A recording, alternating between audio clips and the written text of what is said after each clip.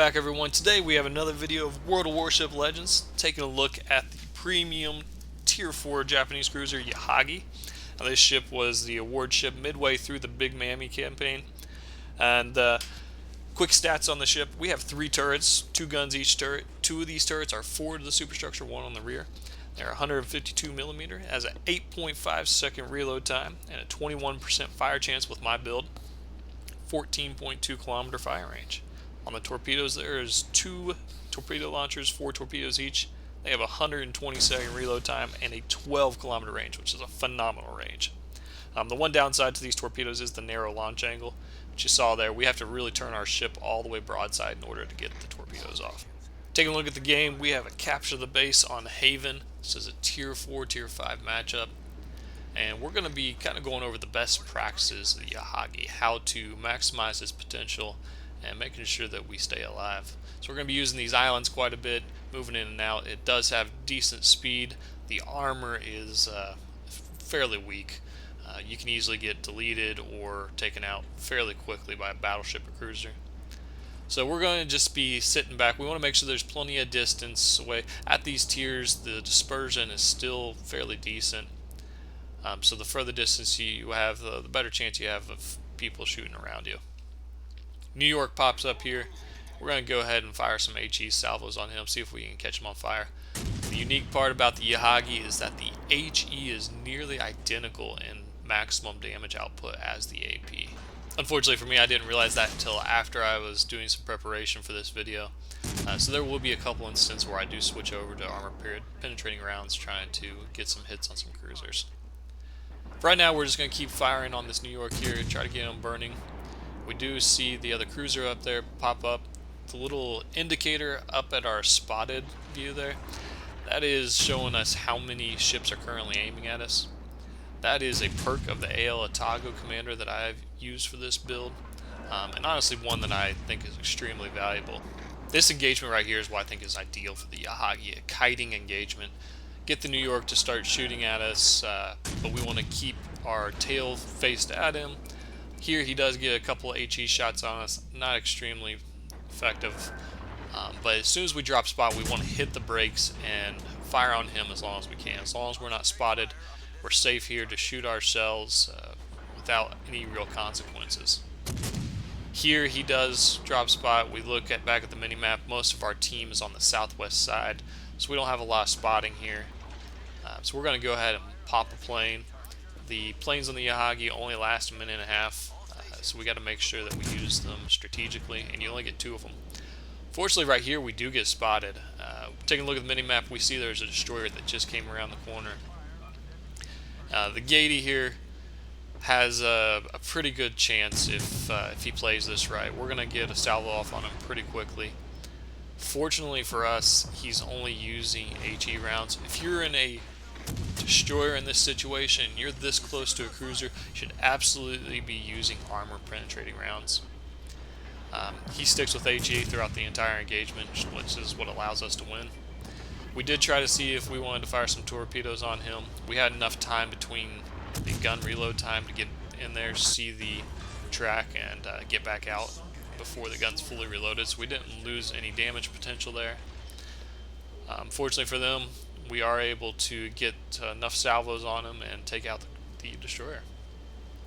Now we want to take a look at the map, see where the rest of our team is. We see that the Hawkins and New York are charging up the middle, so we want to get back up there, kind of prevent them from pushing too far. We're going to put some torpedoes in their path, hoping that we can get a hit or 2. Then we're going to continue using this island as cover to try to at least give us enough cover to maneuver the way we want to be for the next engagement. Here once again I switch back over to AP, perhaps getting a couple penetrations on the Hawkins. I can say safely now that for the most part you're going to be using HE when you're driving the Yahagi if you want to see the most success. So we're going to fire these salvos up over the island. Unfortunately for the Hawkins, you can see all those torpedoes flying in there from the middle of the map. Art Hocknick came over and was able to take care of him. The New York now spots us, but he is going to be a little bit busy. We have our friendly cruiser that's right there fairly close, as well as the destroyer, so we're able just to freely take shots at him, try to get him burning once again. He takes out our Hocknick with his close quarters, and then at this point we just want to make sure that we stay alive. Indicator, it never shows that anyone's aiming at us right here. They both seem to be fairly occupied by our cruiser that's up close.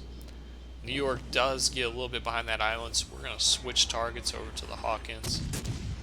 And at this point, we're just going to kind of sit still for the most part. Keep these islands between us and those ships in case we do get in trouble. We can use them as cover. But kind of have a free pass to shoot and play as we want until they start paying attention to us. Looking elsewhere on the map, we can see our team has completely overwhelmed the team's western flank. They are just one ship away from being the cap, and there's also the battleship sitting inside the cap. And we have the New York and Hawkins on our side. Barring any major mistakes, we should have a fairly easy win here. Here you can see a strong salvo against the Hawkins, and that's all HE. Our friendly cruiser is able to take out the New York, so now we have a 2v1 situation over here, and we're going to continue to just sit behind the islands, use them as cover. Unfortunately, our teammate does go down, and now the enemy team only has the Normandy and Hawkins left. So at this point, we're fairly comfortable. Our team's going to win. We can be a little bit more aggressive, go a little bit into open water. We don't want to go too far. Again, making sure that you stay alive is key. A big swing in points if you die. So we're going to kind of be aware of the Hawkins, make sure they're not going to come around the island and ambush us. And take a look at the Normandy here. Use those 12-kilometer torpedoes. That's a great asset. You can put them out there a couple minutes before they're even going to hit the team that you're aiming at. So you make sure you use them as much as possible. They have some great damage potential, and they're a great way of steering the enemy team. At this point, we have our guns out here facing to the east, kind of expecting the Hawkins to come around the island. We do go ahead and see where the Normandy is going to be in and up, see if we can put some torpedoes out there. And since narrow launch angle, you have to really turn into it, but this really works for the Yahagi in this position. We're going to be able to launch the torpedoes and then immediately start kiting. We see the Hawkins pop up right there, immediately start firing from salvos on him, and then making sure that we're not going to run aground and leave ourselves open for attack. At this point, we just want to put some shells out there in front of them. We take some damage there from the Hawkins, nothing catastrophic. The indicator's still only reading once, so we're assuming that it was the Hawkins only. Now it switches to two, so we have both enemy ships aiming at us, and we just need to make sure that we start driving away, weaving in and out, make us the hardest target to hit. Here the Hawkins does run into one of our torpedoes.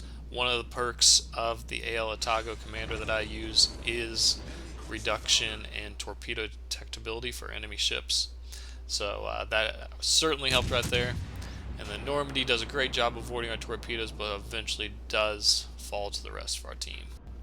These are the strategies I like to use when playing the Yahagi, and many of the other Japanese cruisers, such as the Atago, Mogami, or Myoko. I think they're great kiting ships, and their HE is absolutely potent against other enemy ships. Let me know what you guys think in the comments. Do you agree or disagree? Have other strategies you'd like to share with everyone else? If you liked what you saw, hit like, subscribe. We'll have a lot more videos coming at you shortly. Have a great day.